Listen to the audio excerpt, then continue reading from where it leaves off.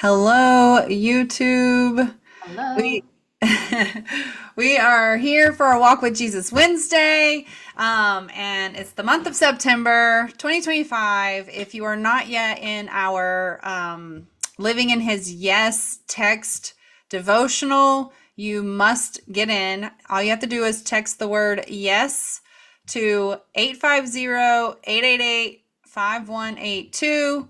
That'll be in our show notes as well. Go into our community and Facebook. We're kind of ping ponging around with all the things, but we wanted to invite you to those spaces so that you can get a little more personal with us. But if you're just hanging out here on YouTube, we appreciate you too. Let us know in the comments if you are in our yes series, our yes devotional series or not. And if not, comment yes here and we can even help you get that set up.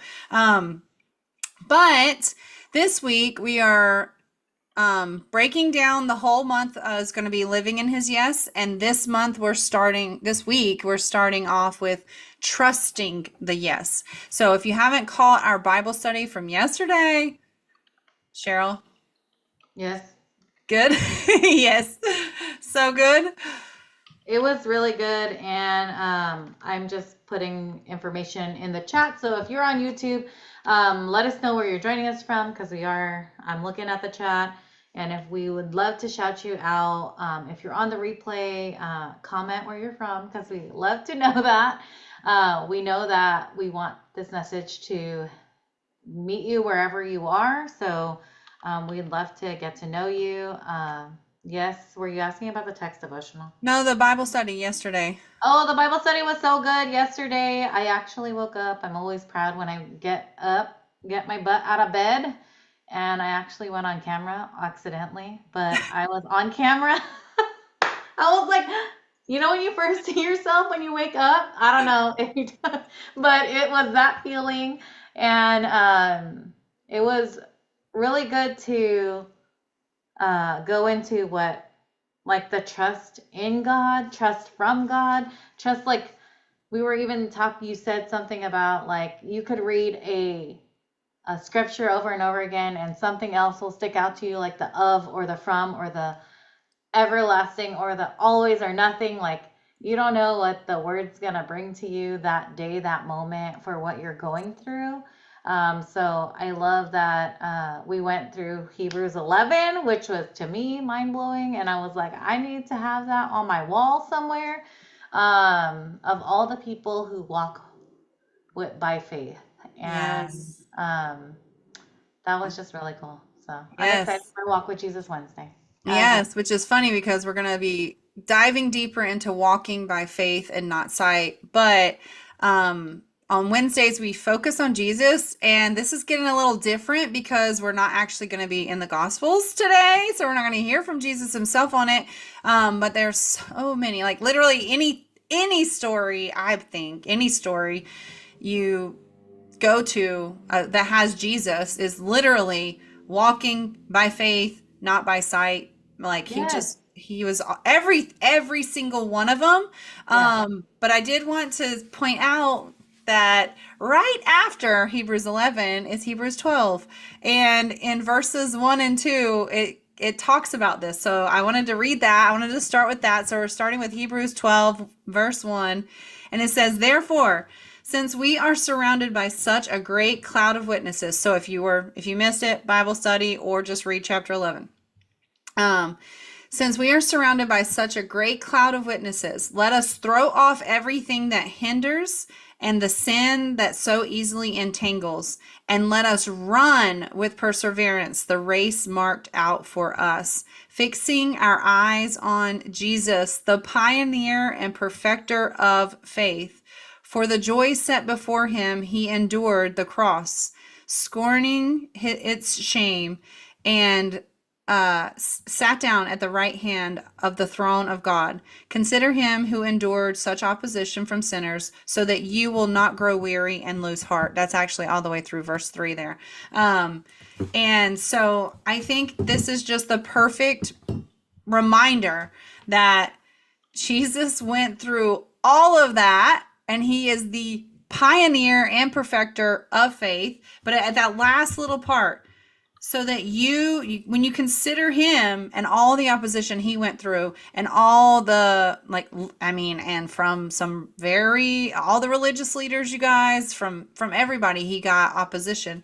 um you will not grow weary and lose heart. Did that bring up anything for you? Yeah, when you were talking about like every story of Jesus, I was like, yep, because no one, like, people went before Jesus, but Jesus is the only Jesus. And so, like, how for the disciples to just be like, okay, I'll follow you. For that woman that touched him by his hem, okay, I'm going to touch it and I'm going to be healed. Like, they didn't know, but they knew that their faith was so strong. And I love that Jesus also recognizes their faith when it happens. Like, he's like, your faith is so beautiful. Like, your faith is so strong. I don't even know if those are the words, but I've heard beautiful. But him recognizing even the Caiaphas, or whatever the Rome, whatever we want to call him. Gaius. Gaius, sorry. Oh my Gaius, gosh, you just got inside my brain. I was literally um, like Gaius Gaius, before you said it. oh, okay. Gaius saying like, yes, I know it will be done. Like, wow, how strong, how beautiful um, faith can be, and so scary at the same time because it's so new. And I've been talking to Candace, I was like, it feels all new. I don't even know what's going on, but it just feels weird. But I'm ready. I'm ready to walk in it. It just feels weird. And I may stumble, but it's here and my 2 pens. And for the record, guys, we don't know if his name actually was Gaius, but if you watch The Chosen, that's his name. And I knew, and that is exactly what I was thinking of. I was gonna bring back up as an example when she was talking about the woman touching the hem, and that was a humongous faith. And but then Gaius popped in my head, and then she said it too. So I was like, that's amazing. But yeah, it's such Jesus. I mean, like Jesus, period. Like, if you want your example of how you can walk with faith without having to see, like, before you, because a lot of times in the world, we always have this need to see it to believe it. But in the kingdom, things are upside down from the world. So believing happens first, and then you see. And I believe it was on the Bible study. Yes. I was like, yes, I was sitting on my bed when I said this. When I was talking about creation, and we were a thought in God's, or we were a thought, and then we were spoken, or we were breathed. God breathed his breath into us, not spoken. Creation was spoken into existence. That's what I was thinking about. God had this thought, let me create the universe, right? And he spoke everything else into existence, and he breathed us into existence. And he made us in his image. So we do have that same power inside of us. And so when you look at it that way, as like believing before you see, that can kind of that helped me yesterday in strengthening that belief. Was like, oh yeah, I mean, I've said that multiple times, I've heard that multiple times, but it just hit a little different yesterday, with like, wow, you really don't need to see to believe. So if you are one of those people who have said that, like, I need to see it to believe it, I hope that this helps change your mind. I hope that you can get to know God so well that you know his character, and you know you're made in his image, and then that helps you shift that upside down for yourself. Yeah. And I think yesterday too, uh, I've heard that in personal development that maybe it's because you didn't see it, it didn't happen, or like you can't put it on your, like it's holding you back. But if you have that belief, like I thought my word of the year was to believe in me, but it was to believe in God. Just knowing that you don't have to know, and the only thing that you really have to know is God's character and what Jesus did, or like things that are right here in front of you sometimes. Just recognizing like what's in front of you. Um, to know that you're good and you're taken care of and you can keep walking with that Godfidence, um, is just really cool. Yes. Okay, so the next verse we wanted to read today is Second Corinthians 5:7. Um, I'm going to actually start with 6 just because it's the beginning of the paragraph. Yes. And this is saying, this whole section says, awaiting the new body. And it says, but this verse 6, therefore we are always confident and know that as long as we are at home in the body, we are away from the Lord. For we live by faith, not by sight. I'm going to go on with 8. We are confident, I say, and would prefer to be away from the body and at home with the Lord. So we make it our goal to please Him, whether we are at home in the body or away from it. So, um, yeah, I'm going to stop there. So we make it our goal to please Him, whether we are at home in the body or away from it. And we please God by loving God and seeking God. Like that is literally how we please God. And we touched that on that I think a little bit yesterday as well, about the pleasing of God. And you are loved. If you've never heard this before, you're loved whether you're pleasing God or not. Okay? You are loved. Period. You are chosen. You are royal. You are so many things, which if you haven't checked out our Stand Store, you can for only $11 get access to one of the most life-changing weeks of our lives, the replays. And during that time, we were talking about this, but all the things that you are, God, according to God, right? And but you are loved. But once you do come to realize you are loved and you are worthy, then you do want to return that and you do want to please God, right? So if you are trying to please God, it's not going to be in some massive performance. The only thing He wants is your heart and your yes. That's it. That's what He wants. And then He wants your yes means you're going to be obedient. Hear and obey, hear and obey, hear and obey. And so whenever you're feeling like there's some opposition your way, or maybe the outcome isn't there yet that you've been seeking and you still haven't seen it and you still haven't seen it, just look at Jesus. Like go back and find different examples from Jesus, or look at Hebrews 11, read some of those names and see which one speaks to you, and then go find their story in the Old Testament, because they were all before Jesus's time. But the more you seek God, the more He's going to reveal to you. And Jesus is the prime answer. And it's more, I think truly, the more I've come to know God's character, not what I thought I knew of God, but like really get to know Him, build that relationship with Him and Jesus and the Holy Spirit, all of it. And the more that's happened, the more has been revealed. And on my phone today, this is there's no coincidences, you guys. James 1:5. So I'm actually going to just open it in my Bible since I have it right here in front of me. James 1:5. It says this verse right here. It says, if any of you lacks wisdom, you should ask God, who gives generously to all without finding fault, and it will be given to you. But when you ask, you must believe and not doubt, because the one who doubts is like a wave of the sea, blown and tossed by the wind. That person should not expect to receive anything from the Lord. Such a person is double-minded and unstable in all they do. So, what does this say? I'm going to go back to the beginning again. If you lack wisdom, if you don't know, if you can't understand it, you need to ask God. And it says He gives generously to all without finding fault. Don't read too fast over that part, you guys. He gives generously to all. And it will be given to you as long as you believe in Him and it's in accordance with His will, right?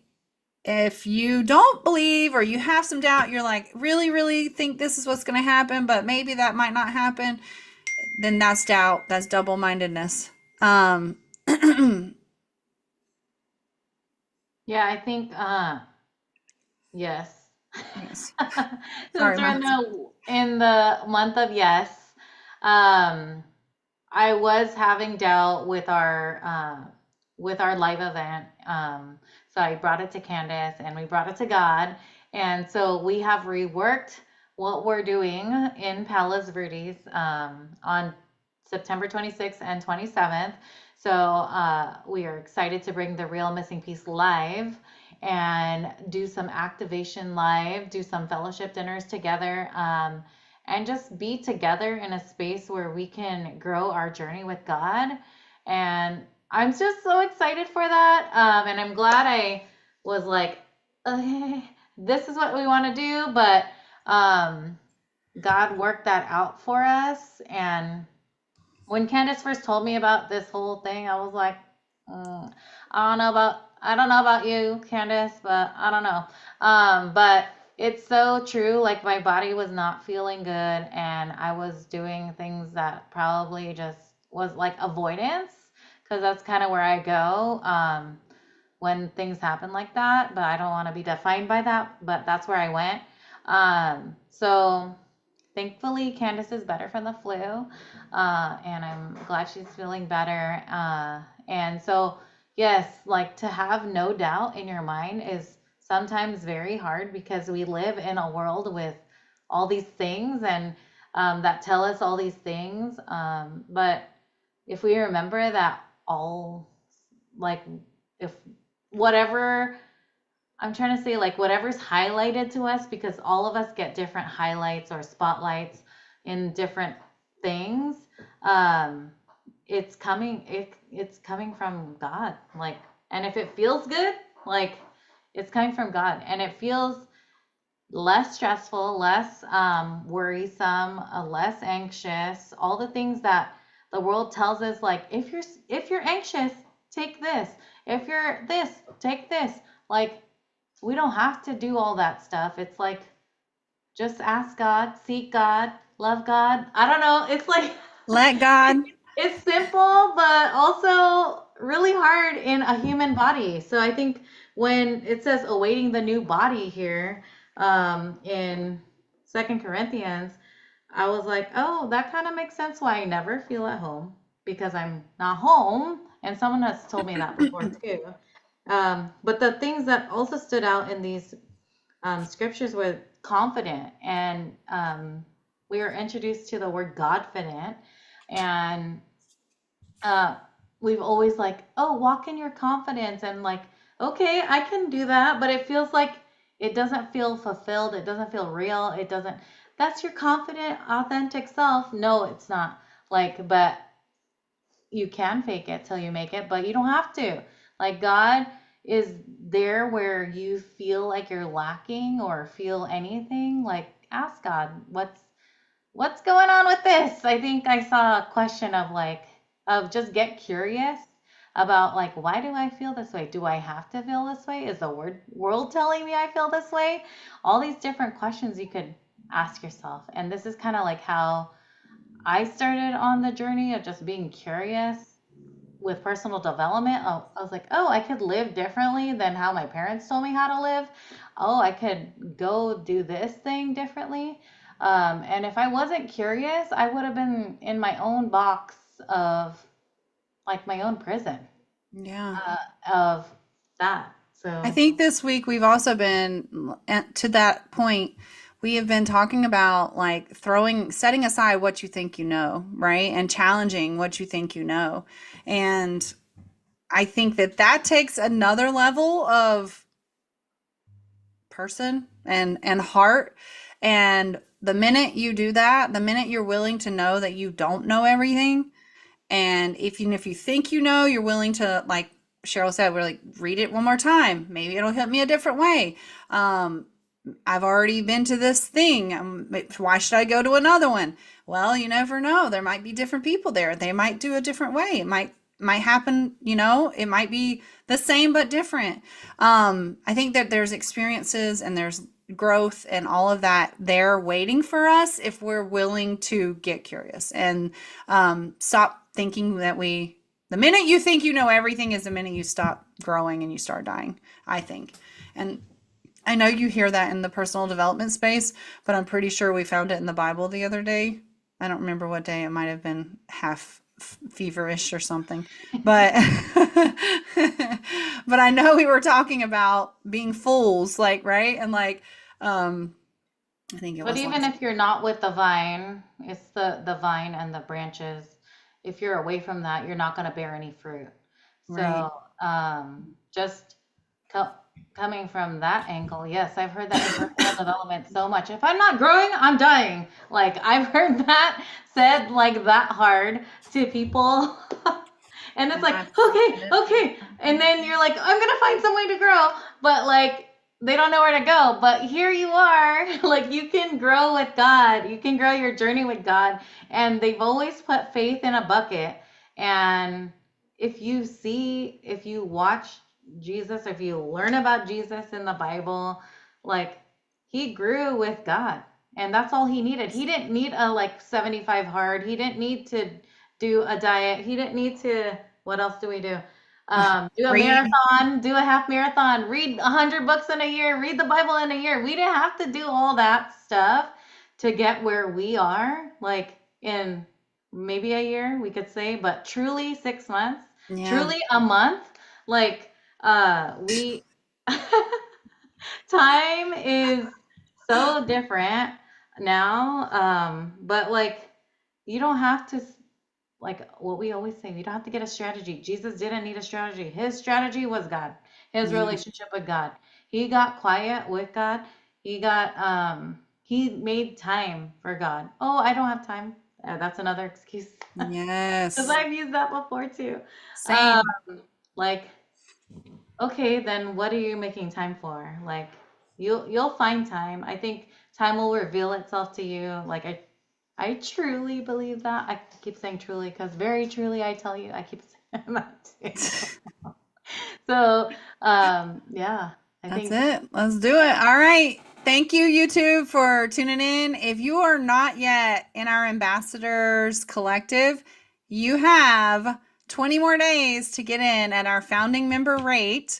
And then on the 24th, it goes up. So check that out in our store link. Come join us. We want you. That's where, it's more than just the curiosity. You're ready for the next step. You're ready for the overflow. So come check that out. Join us in the ambassadors. Ambassadors, we're coming backstage for you. And YouTube, we will see you next week. Oh, wait. wait. Tomorrow is Jack's birthday. So we Oh wanted to yes, wish him a very happy birthday, Jack. Happy happy birthday birthday. All and right. If birthday to you see mom too, this, Ron. if y'all see this, leave Jack